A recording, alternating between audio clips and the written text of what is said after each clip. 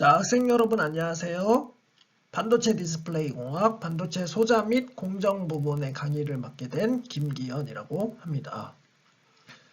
자, 이번 주가 반도체 소자 및 공정 관련해서 첫 번째 강의이죠. 강의 계획서 상을 살펴보면 우리가 첫 2주 동안은 반도체 소자 부분을 이야기를 하고 그 다음 나머지 4주에서 5주인가요? 그 정도는 반도체 공정에 대해서 이야기를 할 겁니다. 근데 반도체 공정 부분은 이미 이지훈 교수님이 앞쪽에서 좀 다루신 부분이 있는 걸로 알고 있어서 그 부분은 조금 축소해서 하도록 하고 기본적으로 반도체 소자, 여러분들이 학습했던 반도체 소자 개념들에 대해서 복습을 한번 하고 그 후에 다음 주에 응용 소자들 광 검출기, 포토다이오드라고 하는 소자, 그리고 D램, 플래시 메모리, 그 외에 바이오 센서,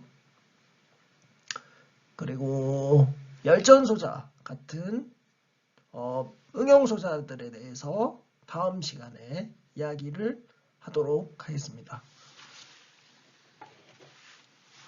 그래서 일단 여러분 첫 번째 주 강의 소개 동영상 플러스 반도체 소개 영상은 다 보셨을 거라고 생각을 하고 강의를 시작하겠습니다. 자, 우선 출석 체크 부분을 다시 한번 말씀을 드리자면 출석 체크는 제가 강의 영상을 매주 수요일에 업로드를 할 겁니다. 그러면 그 다음 주 수요일 전까지 링크를 클릭을 하고 들어가서 강의 동영상을 보고 유튜브에다가 댓글로 이름을 써주면 제가 그거를 출석 체크를 하도록 하겠습니다. 자, 이번 주 다루게 될 내용은 베이직 피직스 오브 세미컨덕터입니다. 원래는 이 부분을 다루지 않으려고 하다가 아무래도 제가 다른 학년들 수업을 해보니까 이 부분들을 좀 많이 까먹은 것 같아서 한번 상기하는 차원에서 이야기를 해보도록 하겠습니다. 자, 강의 내용은 다음과 같습니다. 자, 첫 번째로 반도체 물질과 그 특성에 대해서 이야기를 할 겁니다. 반도체가 무엇을 의미하는지, 그리고 반도체 물질이 어떤 게 있고 그 중에서 실리콘 반도체 물질이 가장 많이 쓰이는 이유에 대해서 이야기를 할 거고요. 그 후에 차지 캐리어가 어떻게 정의되고 의미하는지, 무엇을 의미하는지 이야기를 하고 이 캐리어들이 트랜스포트 되는 메커니즘에 대해서 학습을 할 겁니다. 그 다음에 가장 기본적인 소자인 PN 접합 다이오드에 대해서 이야기를 할 거고요. PN 접합 다이오드에서 구조가 어떻게 이루어져 있고 처음에 PN 접합이 이루어졌을 때 내부에서 어떤 일들이 일어나는지 이야기를 하고 그 후에 IV 특성, 즉 바이어스에 따라서 커런트가 어떻게 변하는지 설명을 해드리고 논 아이디얼리티 특성, 그러니까 PN 접합 다이오드에서 이상적인 IV 커브가 아닌 다른 특성들이 나오게 되는데 이 특성들에 대해서 이야기를 할 겁니다. 그 후에 모스펫의 기초가 되는 모스 캐패시터 구조를 이야기를 할 거고요. 마지막으로 모스펫, 메탈 옥사이드 세미컨덕터, 필드 이펙트 트랜지스터에 대해서 이야기를 하고 강의를 마치도록 하겠습니다. 자, 오늘 어디까지 얘기할 수 있을지 모르겠지만 일단 최대한 하는 데까지 진행을 하고 그 다음 시간에 이어서 또 강의를 하도록 하겠습니다. 자, 첫 번째로 세미컨덕터 물질이 무엇인지 질문을 하는 것부터 시작을 해보겠습니다. 자, 우선 여러분들 3, 4학년들이니까 컨덕티비티 개념은 다들 아시죠? 컨덕티비티 개념은 어떤 고체 물질에서 전류, 즉 일렉트리컬 커런트를 흘려줄 수 있는 능력을 나타내는 거고 여기에 X축이 컨덕터비티라고 돼 있고 어떤 물질들이 이렇게 쭉 나열이 돼 있죠. 그리고 인슐레이터, 세미컨덕터, 컨덕터로 물질이 나눠져 있습니다. 자, 그러면 컨덕터와 인슐레이터의 정의는 다들 알고 계시죠? 컨덕터는 굉장히 전류를 잘 흘리는 물질, 그래서 메탈을 의미하는 거고 인슐레이터는 전류를 잘 흘리지 않는 물질, 절연 물질을 얘기하는 거죠. 이게 기본적으로 우리가 알고 있는 상식선에서 얘기했을 때 이렇게 얘기를 할 수 있는 거고 그럼 세미컨덕터는 뭘까요? 세미컨덕터는 그냥 얘기했을 때는 컨덕터와 인슐레이터의 중간에 컨덕티비티를 가지는 물질이라고 할 수 있습니다. 근데 우리가 전자공학을 전공하는데 이렇게만 정의를 하면 안 되겠죠.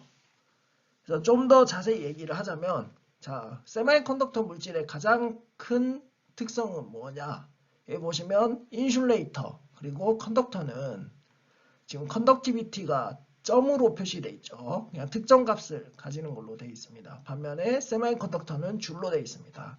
이 얘기가 뭐냐면 컨덕티비티를 우리가 조절을 할 수 있다는 얘기죠. 이렇게 컨덕티비티를 조절하는 방법은 여러 가지가 있습니다. 외부에서 불순물을 주입해 주거나 또는 일렉트릭 필드를 가해 주거나 빛을 가해 주거나 열을 가해 줘서 컨덕티비티를 조절을 하는 겁니다. 그러면 이 컨덕티비티가 어떻게 해서 조절되냐? 그거는 에너지 밴드갭을 가지고 설명을 할 수가 있게 되는 거죠.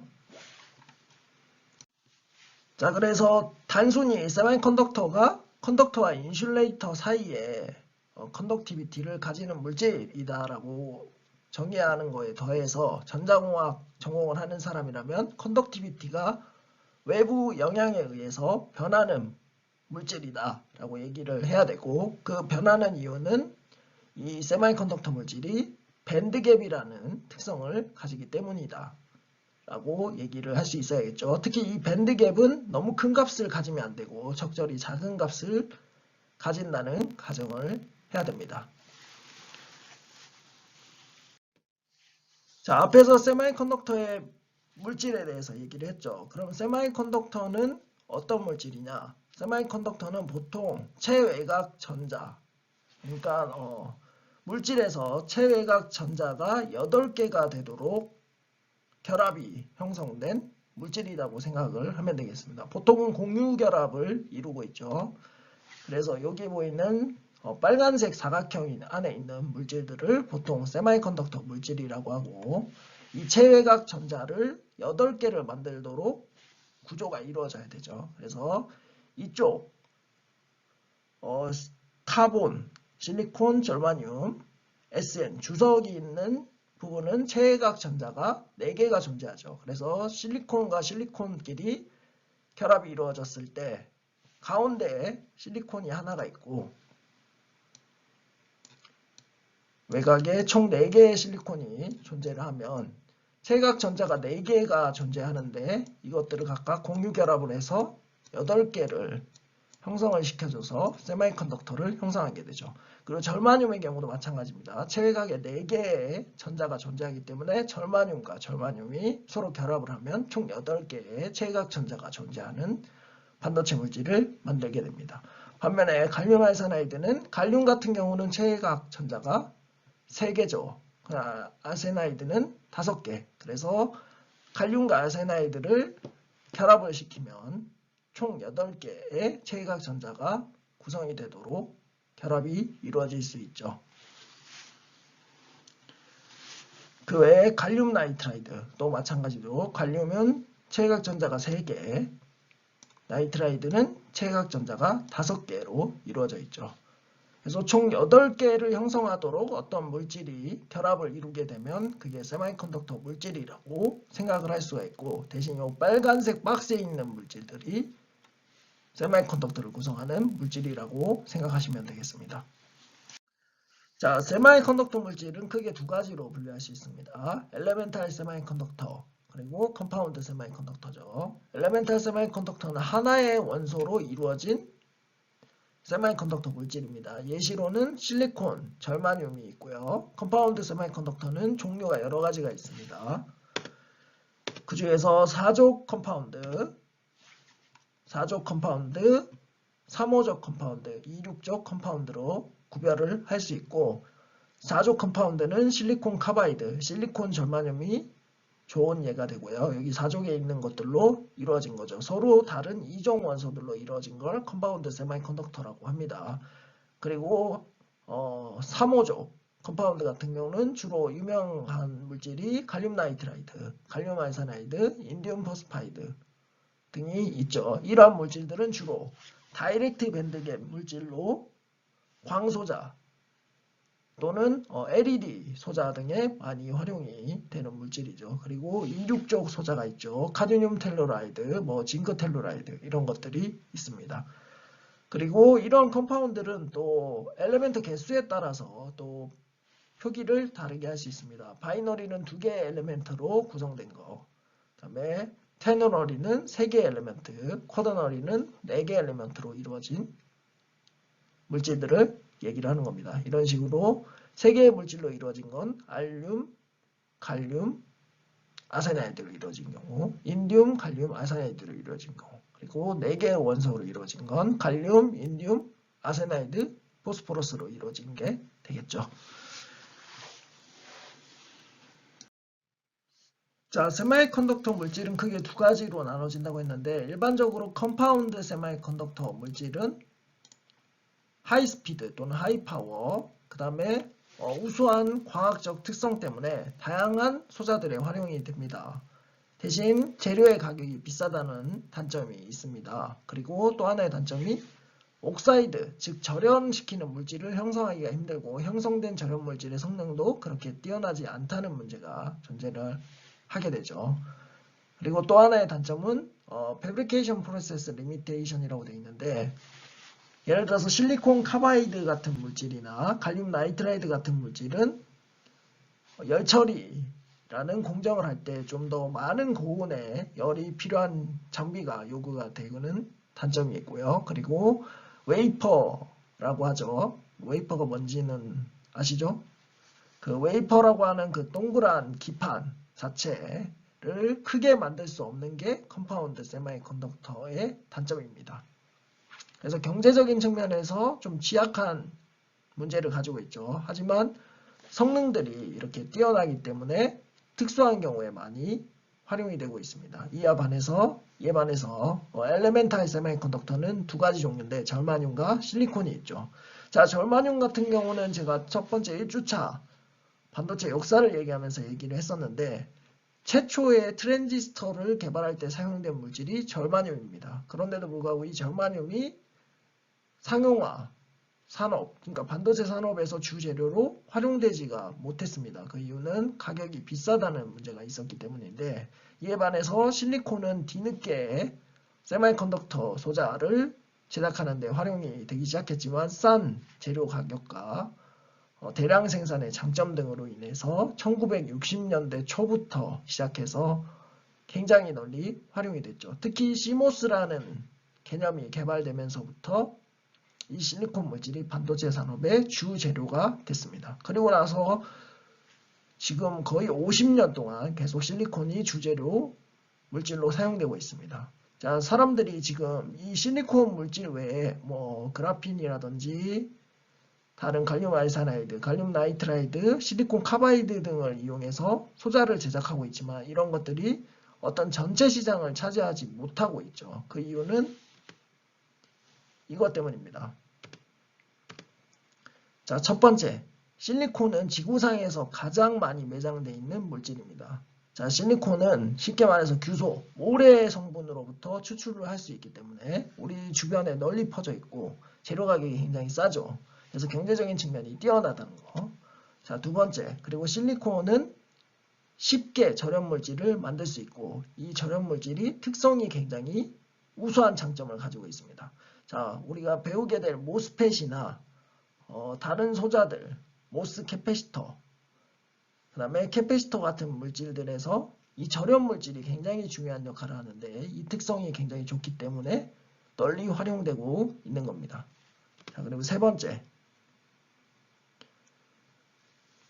자, 절마듐보다 실리콘이 열적으로 굉장히 우수한 특성을 가집니다. 그거는 밴드갭이 절마듐보다 크기 때문인데요. 그래서 이 실리콘 물질이 이러한 3가지 장점들로 인해서 반도체 산업에서 널리 활용되고 있는 상태고 사실 지금 플렉서블 디바이스라든지 여러 가지 소자들을 개발하기 위해서 그라핀이라든지 다양한 물질이 활용이 되고 있지만 경제적인 측면에서 이거를 극복하지 못하고 있기 때문에 지금 상용 물질로 대체가 되지 못하고 있는 거죠. 그래서 반도체 회사에서 가장 중요하게 포커스를 맞추고 있는 물질은 실리콘 기반의 반도체 소자라고 생각하시면 되겠습니다. 자, 앞선 슬라이드에서 제가 실리콘이 저마늄보다 에너지 밴드 갭이 더 커서 열적으로 안정하다는 얘기를 했었죠. 그러면 에너지 밴드 갭이 뭐고 에너지 밴드가 어떻게 생기는지 이야기를 해보겠습니다. 자, 실리콘 아톰을 예로 들어보죠.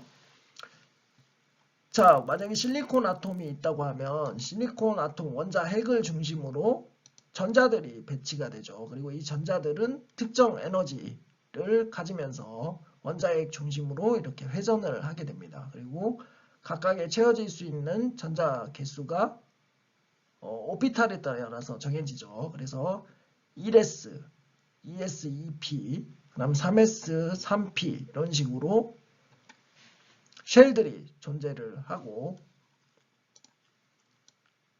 원자 핵을 중심으로 이 쉘을 기준으로 해서 이렇게 전자들이 회전을 하고 있죠. 이때 전자의 개수 1s는 2개, 2s는 2개, 2p는 6개, 3s는 2개, 3p는 6개의 전자가 들어갈 수 있는 에너지 스테이트를 나타내게 됩니다.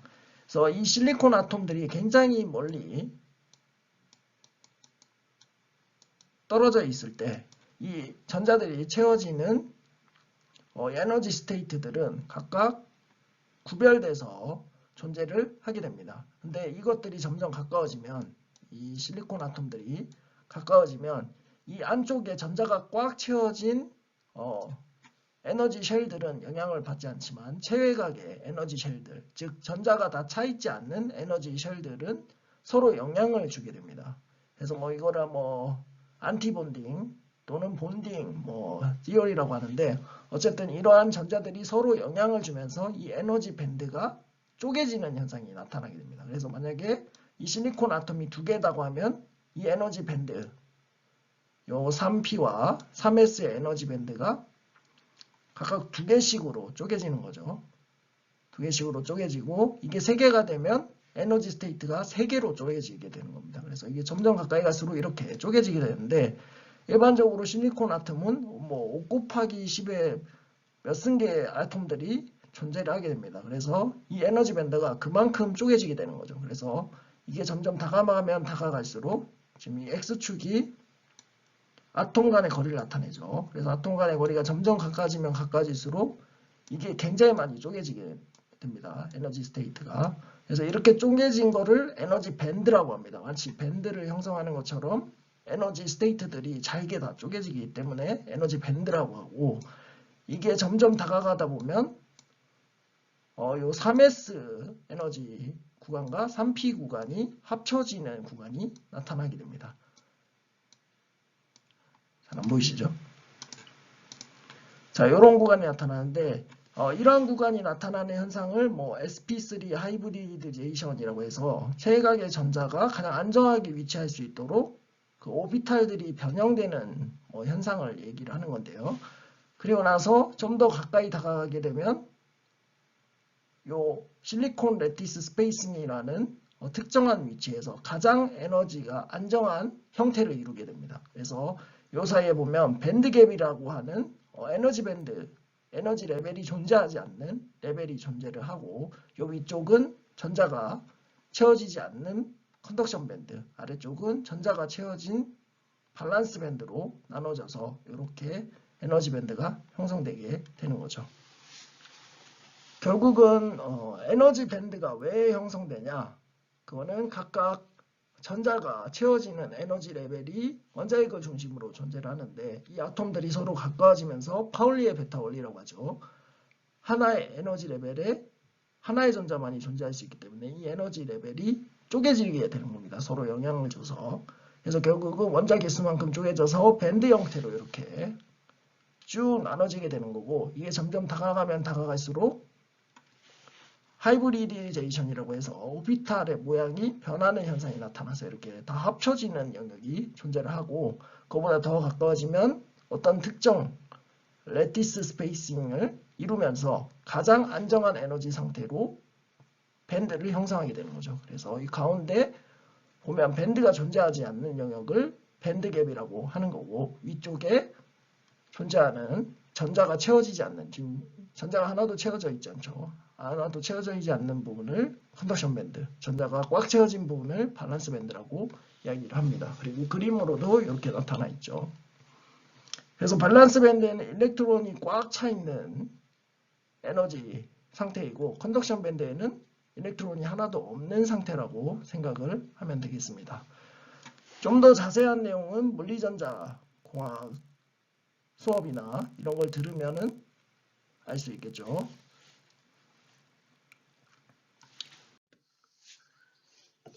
자, 그래서 우리가 밴드갭에 대해서 배웠었죠. 앞쪽 슬라이드에서. 그러면 이제 인슐레이터와 세미컨덕터와 컨덕터를 밴드갭으로 구별을 해보겠습니다. 그럼 인슐레이터의 경우에는 일반적으로 밴드갭이 5 일렉트론 볼트 이상인 경우를 얘기합니다. 이럴 경우에 이쪽 컨덕션 밴드는 비어있죠. 비어있고 밸런스 밴드는 꽉 차 있는 상태가 되죠. 이때 전류를 흘릴 수 있는 캐리어는 존재하지 않게 됩니다.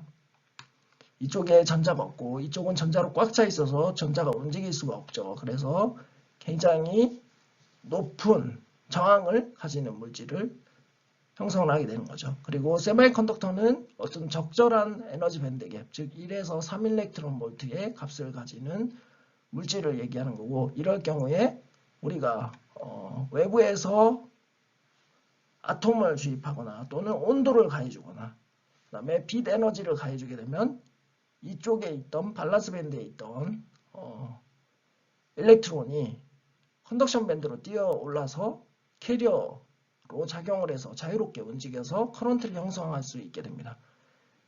그래서 이러한 인터미디에이트 커런트 플로잉 캐패빌리티를 가지는 물질을 세미컨덕터라고 하고, 그러니까 외부에서 어떤 힘을 가해줘서 이 컨덕티비티를 조절할 수 있는 거죠.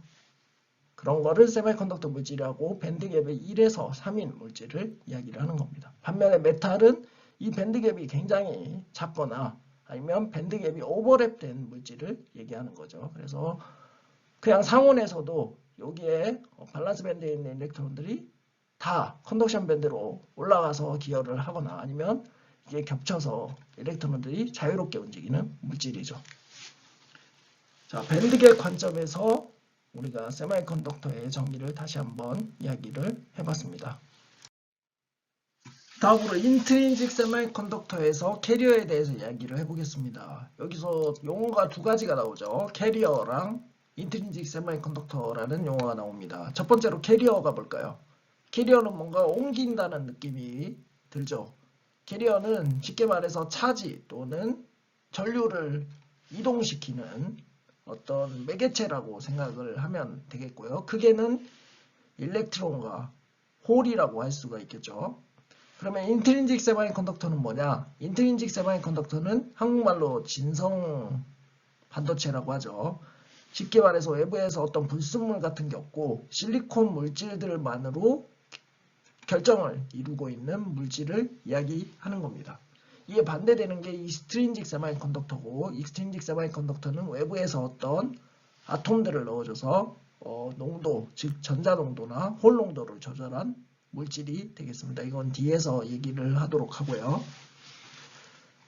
그래서 인트린직 세미컨덕터, 인트린직 실리콘은 퍼펙트한 실리콘 크리스탈을 얘기하는 거고, 임퓨리티나 디펙트, 결함 같은 게 존재하지 않는다는 거죠. 이게 공유 결합이 끊어지거나 그런 게 없다는 얘기입니다. 그러면 절대 온도 0K에서 어떤 일이 일어나냐? 밸런스 밴드에 있는 일렉트론이 전부 다 꽉 차 있어서 움직이지 못하는 상태가 됩니다. 이럴 경우에 저항이 굉장히 크겠죠. 전류를 흘릴 수가 없으니까요. 이 말은 다르게 말하면 격자대에서 공유 결합을 철저하게 잘 이루고 있어서 자유롭게 움직일 수 있는 일렉트론이나 홀이 존재하지 않는다는 얘기입니다.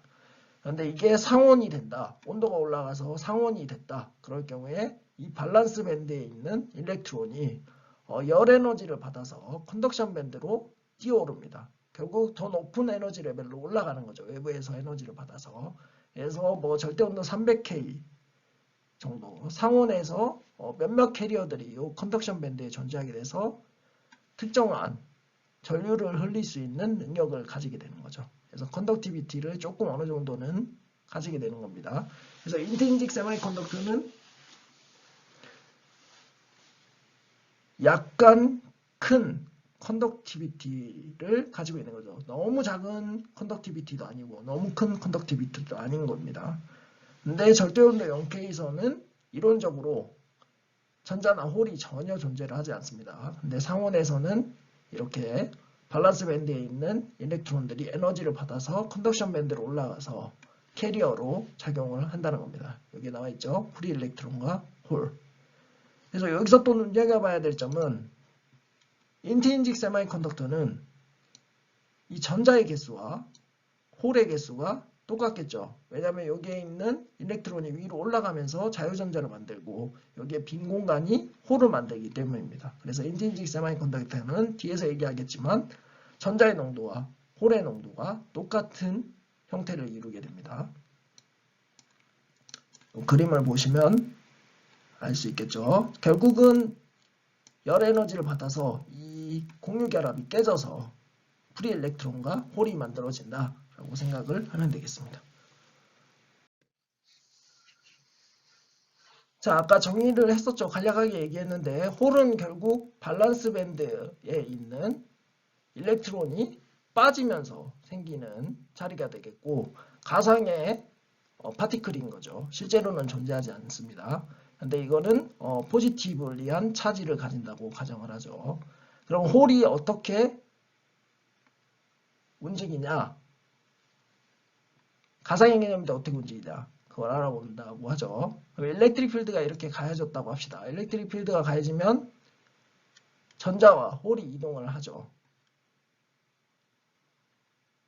자, 그럼 홀이 어떻게 이동하냐? 홀은 자기가 움직이는 게 아닙니다. 일렉트론이 이렇게 일렉트릭 필드의 반대 방향으로 움직이죠. 그럴 때 일렉트론이 이렇게 움직이면 어떻게 되나요? 빈 공간이 여기에 또 생기죠. 그래서 마치 홀이 이동하는 것처럼 보이지만 실제로는 홀이 이동하는 게 아니고 전자가 이동을 해서 홀이 이동하는 것처럼 보이게 만드는 겁니다. 그래서 이 개념을 잘 이해하시고요. 결국은 주변에 있는 밸런스 일렉트론들이 서로 위치를 교환하면서 마치 홀이 이동하는 것처럼 보인다라는 거죠. 다음으로 인트린식 세미컨덕터의 캐리어 덴시티에 대해서 이야기를 해보겠습니다. 자, 앞에 우리가 에너지 밴드를 그려서 얘기를 했었는데 자, 컨덕션 밴드와 밸런스 밴드가 이렇게 있죠. 여기가 컨덕션 밴드, 밸런스 밴드가 있을 때 상온에서 여기 밸런스 밴드에 있던 일렉트론이 에너지를 받아서 이렇게 뛰어오른다고 했습니다. 그래서 프리 일렉트론을 형성한다고 했죠. 그리고 홀도 형성한다고 했습니다. 그래서 일렉트론과 홀이 제가 동시에 발생을 한다고 했습니다. 그래서 인트린식 세미컨덕터에서는 일렉트론의 수와 홀의 수가 똑같습니다. 이걸 기억을 하시고 그 다음에 이퀴빌리엄 컨디션 상태, 여기서 이퀴빌리엄 컨디션이라는 얘기는 외부에서 어떤 에너지가 가해지지 않는 상태입니다. 예를 들어서 열 에너지 또는 빛 에너지를 추가적으로 가해주지 않고 그냥 둔 상태를 얘기하는 거죠. 여기에 전압이나 일렉트릭 필드 같은 것도 포함이 됩니다. 이런 것들이 가해지지 않는 상태를 이퀴리브리엄 컨디션 상태라고 하고 이럴 때 인트린식 캐리어 덴시티는 이와 같은 수식으로 나타납니다. 루트 NC분의 MV 그리고 이스포넨셜 마이너스 EG 나누기 EKT라고 되어 있죠. 자, 여기서 우리가 이 수식을 다 외울 필요는 없고 좀 포커스를 맞춰서 봐야 되는 부분은 이 텀입니다. 이스포넨셜 텀. 그래서 결국 이퀴빌리엄 컨디션 상태에서 인트린식 세미컨덕터의 캐리어 덴시티는 결국 에너지 밴드갭과 절대온도 T의 영향을 받는다는 걸 알 수가 있죠. 그래서 똑같은 실리콘 물질이라도 절대 온도가 증가하면 증가할수록 인트린식 캐리어 덴시티가 증가하는 것을 알 수가 있죠. 그리고 절대 온도 300K, 즉 상온에서 각각 다른 물질들을 비교했을 때 에너지 밴드 갭이 큰 물질들이 인트린식 캐리어 덴시티가 작은 것을 알 수가 있습니다. 그래서 우리가 이 인트린식 캐리어 덴시티와 에너지 밴드 갭 그리고 온도의 관계만 잘 이해를 하면 되겠습니다. 이 수식을 외울 필요는 없지만 이 관계에 대해서 잘 알아야 됩니다. 그래서 인트린식 캐리어 덴시티가 온도가 변함에 따라서 어떻게 변하는지, 그리고 에너지 밴드 갭이 변하면서 어떻게 변하는지 알아야 된다는 이야기가 되겠습니다. 이거를 꼭 기억을 하시고요. 그래서 결국은 수식으로 나타낸다면 이퀴리브리엄 컨디션 상태에서 인트린식 캐리어의 덴시티는 선자의 농도와 홀의 농도가 이 인트린식 캐리어 덴시티 농도와 똑같다는 수식을 얻을 수가 있습니다. 그래서 이거를 기억을 해주시고요.